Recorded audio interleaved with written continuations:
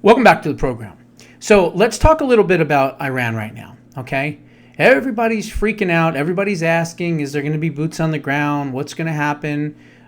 President Trump even said something to the effect that he's planning on winding down the war, which, of course, I don't think is a good idea, especially with these people still killing people, hanging people, executing people. This is an evil regime, and every single person needs to go. Now, how do you take out this evil regime that's obviously been decimated from the air? You're going to have boots on the ground. Now, whether those are American boots or IDF boots or Qatari boots or UAE boots or Saudi Arabian boots or some other country's boots, who knows? We don't know. But I can tell you this. You're going to have to put boots on the ground, and you're going to have to go, and you're going to have to find these people where they're hiding, and you're going to have to kill them all. Okay? It's just that simple.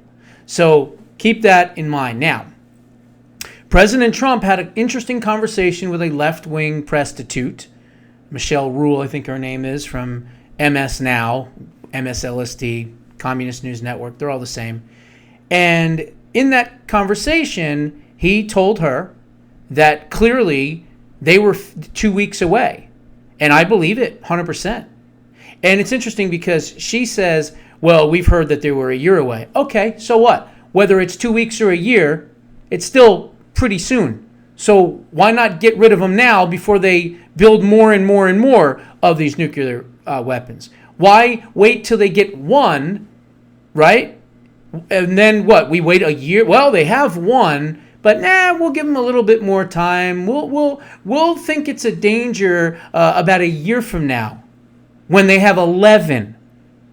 Remember what the guy said, he's dead now, Laranjani, said to Steve Witkoff.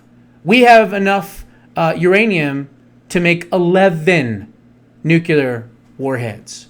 So listen to what she says. Of course, talking about Iran, he said that Iran was 2 weeks away from having a nuclear bomb and they would use it. Now, of course, most experts say it was at least a year away. He said that we could leave the war right now. We could walk away tomorrow because we have just decimated most of the country and their power. But he said the regime would rebuild. It would take him about 10 years, but that's not an acceptable situation, which is why he thinks we should stay. He said the major thing is they cannot have a nuclear weapon. We obliterated it. We totally obliterated it. So that's very good that we're there.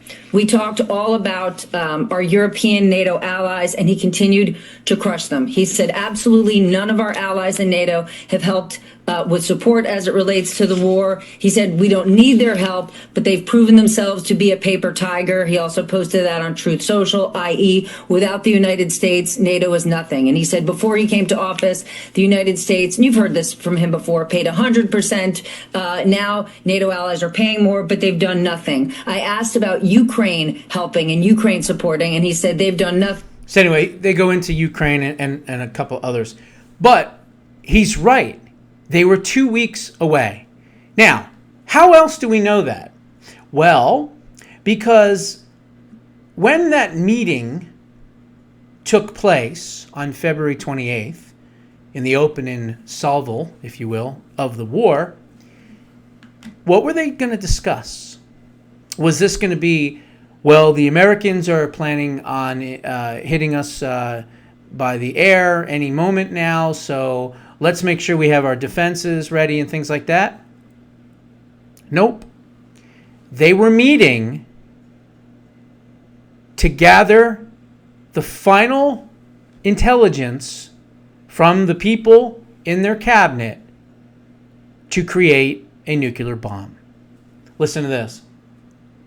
Tehran meeting struck by Israel likely tied to Iran's atomic bomb plans.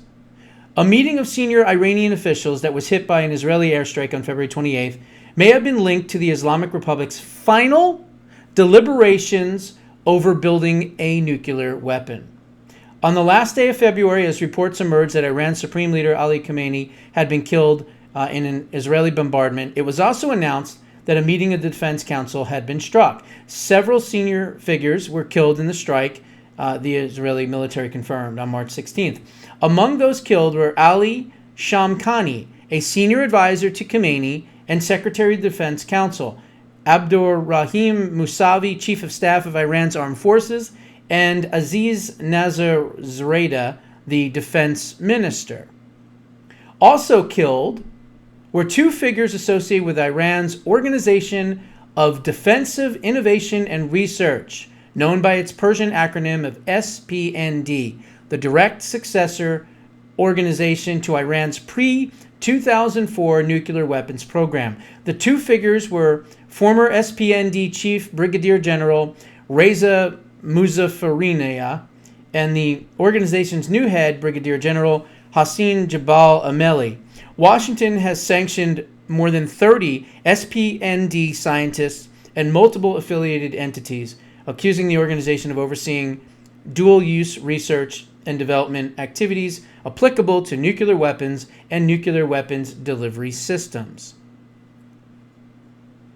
While Tehran denies purchasing and pursuing nuclear weapons, the UN nuclear watchdog and Western powers, including the United States and its European allies, maintain that Iran's high level of uranium enrichment, up to 60%, has no credible civilian use or justification. Iran currently possesses some 400 kilograms of near bomb-grade enriched uranium material. The U.S. and Israel have in recent days even discussed sending special forces into Iran to secure that stockpile at a later stage of this war. U.S. War Secretary Pete Hegseth said Thursday that President Trump saw Iran advancing even closer to nuclear capabilities and viewed it as unacceptable, prompting his decision to launch the war against Tehran. There are 4 reasons suggesting that the meeting of this Defense Council was likely related to the final stages of preparation in constructing a nuclear weapon. First, the composition of the gathering is a key indicator. The simultaneous presence of 2 former and current SPND chiefs alongside the defense minister, their superiors, suggests that the meeting concerned nuclear matters rather than just battlefield operation plans. If the session had been focused on the war itself, senior operational and battlefield commanders would have been expected to attend instead of officials tied to the nuclear weapons industry. Second, Ali Shamkhani had publicly spoken about nuclear weapons months earlier, 4 months before his reported death. He said in an interview that if he could go back in time during his tenure as defense minister, he would have already built an atomic bomb. Third, Shamkhani's role placed him at the center of coordination between multiple institutions. As Khamenei's senior advisor and Secretary of Defense Counsel, as well as the former defense minister, he maintained extensive ties with officials within the ministry, including the department responsible for Special High-Grade Weapons Development, SPND. He also described as a senior commander overseeing Revolutionary Guard officers involved in the nuclear weapons development program and as the link between these networks and Khamenei himself. Final one, fourth. In one of his final public remarks, Shamkhani told Lebanon's Al Mayadeen television that a war with the United States and Israel was inevitable and that the Islamic Republic needed to prepare for it by creating nuclear weapons. So, when everyone says that Iran was not an imminent threat, right? These idiots on our side screaming at the top of their lungs that this is bull and we shouldn't be in this war and everything else. Meanwhile, they were meeting on February 28th to put together the final touches, if you will, on their nuclear program to build a bomb. That's what they were meeting for, okay? That's what they were meeting for. And we stopped them. And we wiped out 50, right? Khamenei and 49 others in one shot. That was a huge, huge hit right off the bat to start the war. That really jostled them, and they were like, "Holy cow! What happens now?" All of the successors that they had ready to go were gone right then and there, instantly. Okay, so yes, this was an imminent threat, and if President Trump and our intelligence said that they were 2 weeks away, well, guess what? They're not going to be 2 weeks away anymore. And now we've got to make sure that we absolutely kill and destroy This regime, it cannot last ever. It has to go. Every single person involved with it must go. Now, there's a lot of idiots out there, Whoopi Goldberg, saying that black people in America are treated the same as Iranian and Iranian women. Then you have that Joyless Reed dipshit saying that America is only marginally better than Iran. Really? Okay. Let's talk about some Iranian laws, okay, regarding women, okay? Ladies, listen up. The Iranian propaganda machine is pumping out content on social media claiming that repression in Iran is fake and that women are much more freer under the regime than here in America. Following the 1979 Islamic Revolution, Iran adopted a civil code based on conservative Sharia law, systematically stripping women of all of their rights that they had held under the monarchy, under the Shah. Under the current constitution, the rights of women and girls are equal to those of men only when deemed in conformity with Islamic criteria, a term with no legal definition that has served as the basis for codifying gender-based discrimination across every single aspect of Iranian life. Iran is one of just 6 UN member states not party to the Convention on the Elimination of All Forms of Discrimination Against Women. And in December of 2022, it became the first nation ever expelled from the UN Commission on the Status of Women. Now, here's some of the things that you have to do if you are a free and prosperous and liberated woman in Iran. Regardless of age, a woman is required to have consent of her father or paternal grandfather to enter into a first marriage, a restriction that does not apply to men. Men hold the unilateral right to divorce their wives without proving any reasons or grounds. Women must navigate a court process and then prove hardship, such as abuse or abandonment, to request a dissolution of marriage. A woman who cannot obtain her husband's consent may pursue a khula divorce, but only by surrendering property to him in exchange. In divorce cases, mothers retain custody only until the child reaches age 7, after which custody reverts back to the father. Or, of course, if he's got a daughter who's 7 years old, well, once she turns 8, hey, there's your next bride, right? You sick bastards. A mother forfeits custody entirely if she gets remarried, even if the father is dead. Legal guardianship, controlling a child's passport, medical decisions, and major legal matters remain with the father or paternal grandfather, regardless of custody arrangements. Under Sharia-based inheritance laws, a daughter inherits half of what a son receives. A widow is entitled to 1/8 of her husband's estate if they had children, or 1/4 if childless, with the remaining assets going to the husband's family.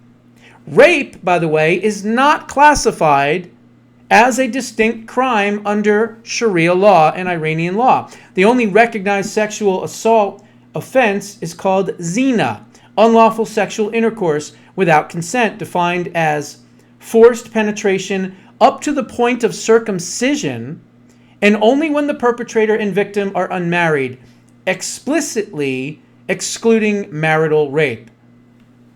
So you can rape your wife all you want, no problem in Iran. The term circumcision here is a legal definition drawn directly from Islamic jurisprudence.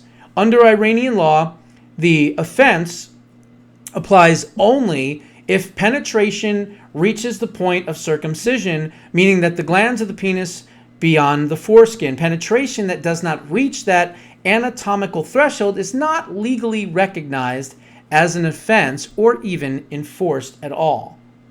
Sex within marriage is considered consensual by definition. A woman who refuses sexual relations with her husband can have her nafeka, her maintenance allowance covering housing, clothing, food legally withdrawn. A woman's testimony carries half the legal weight of a man's, and if she cannot prove that she was raped, she may herself be prosecuted for zina, which carries penalties of flagging or even death. Under Article 630 of the Penal Code, a husband who witnesses his wife in consensual adultery may lawfully kill not just her, but the guy that she's doing it with. In November 2021, the Guardian Council ratified the Youthful Population and Protection of Family Law Act, criminalizing abortion, contraception, and voluntary sterilization, except in very narrow cases where the mother's life is at risk, and even then requiring judicial and medical board approval. UN experts denounced this law as a violation of international human rights standards. Same-sex relationships are a capital offense. Under Articles 238 and 239 of the 2013 Islamic Penal Code, female-on-female sexual contact carries a penalty of 100 lashes, and a fourth conviction results in the death penalty. Same-sex marriage has no legal basis under the current system. Women are prohibited from becoming supreme leader or serving as judges with any amount of authority to issue any final verdicts in the country. The Guardian Council has disqualified every single woman who has attempted to run for president, citing the constitutional requirement that the president be a rajal, a political and religious personality. The council interprets as exclusively male. Women make up roughly 5% of parliament. A husband retains the legal right to forbid his wife from working in any job he deems contrary to family interests or his own dignity, and less than 14% of Iranian women participate in the labor force. A married woman cannot obtain a passport or travel abroad without her husband's written permission. He may also determine where the couple lives, restrict her employment. Women cannot obtain motorcycle licenses. They are banned from riding motorcycles or riding pillion. Not sure what that is. The Supreme Leader issued a fatwa prohibiting women from cycling in public on the grounds that it attracts the attention of men, and prosecutors, local authorities routinely will detain female cyclists and confiscate their bicycles. Women are also prohibited from riding horses in public too. Women are banned from singing or dancing solo in public. That's why when the Ayatollah was killed, if you saw the videos on X of women completely dressed from head to toe, you could just see their eyes, and they unwrap themselves and they're just dancing around, beautiful women, young girls just dancing around because they were so, kept from being able to do that. They were so just locked in under this horrific tyranny, bodily tyranny, of no expression, no individualism. You can't even be who you want to be. You can't dress how you want to dress. It's so insane. Then it says, women are banned from singing. They have historically been banned from attending men's sporting events as spectators, with only partial and contested relief granted under FIFA pressure for the upcoming soccer matches. In late 2024, Iran passed a law on protecting the family through the promotion of the culture of chastity and hijab, imposing the death penalty, flagging, prison terms, travel bans, and restrictions on education and employment for women who defy compulsory veiling. The law was temporarily paused in December 2024 following public outcry, but has not been repealed. There is no legal right to protest for any reason at all in Iran as a citizen, but women face a disproportionately harsher consequence. Hundreds were killed, tortured, and imprisoned during the 2022 Women Life Freedom protests, and several female activists have been executed. And then they're banned from having primary or secondary education. And here's probably the sickest part right here, and then I'll wrap up. Girls reach the age of criminal responsibility at 9 years old compared to 15 for boys, meaning girls as young as 9 can face prosecution carrying sentences of lashes or even death. The blood money paid for the wrongful death or injury of a woman is half what is paid for a man. For decades, women could not pass Iranian nationality to foreign-born spouses or children. And here's the sickest part. Women or little baby girls are considered marriageable, whatever you want to call it, able to be married at 8 years and 9 months. Could you imagine? An 8-year-old girl. An innocent 8-year-old girl. You think an 8-year-old girl is thinking about anything having to do with anything for adults and sex or anything like that? Of course not. It's a child. This is why they are goat-humping child rapists. It's in their constitution. 8 years and 9 months. Apparently 8 years and 8 months was just, it was just a little too young. Little too young, but 8 months and 8 years and 9 months, now all of a sudden you can be married off and basically raped as a child, because if you're going to be married to one of these disgusting sick bastards, well, then you're going to be raped as well. So let's think about this. I think the rights in America are a hell of a lot better for women than they are in Iran.